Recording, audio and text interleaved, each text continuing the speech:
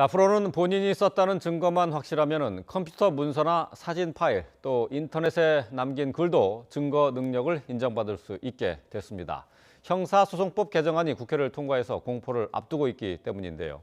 당장 가습기 살균제 사망 사건에서 관계자들과 본사가 주고받은 이메일 등이 증거로 채택될 수 있게 될 전망입니다. 조영성 기자가 보도합니다.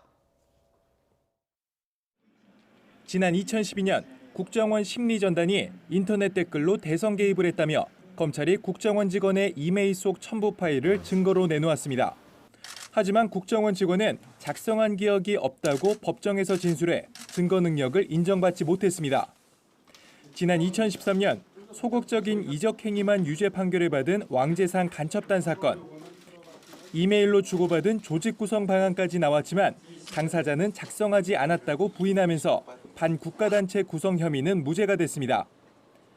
이런 이메일 같은 전자기록은 아무리 단서를 찾아도 수사 대상자가 입을 열지 않으면 무용지물되곤 했지만 앞으론 증거 능력을 인정받게 됩니다. 종이에 쓴 글만 증거가 되는 종이증거 규정을 담은 형사소송법이 55년 만에 고쳐져 국회를 통과한 뒤 공포를 앞두고 있기 때문입니다.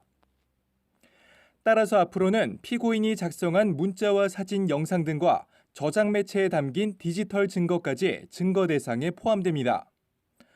컴퓨터 메모리와 이메일, SNS 등에 있는 내용이 IP와 암호 설정 등을 고려했을 때 본인이 쓴 것이 확실하면 자기가 쓰지 않았다고 부인해도 증거로 쓰일 수 있게 된 겁니다. 이번 개정은 55년 만에 증거법을 디지털 시대에 맞게 바꾼 것입니다.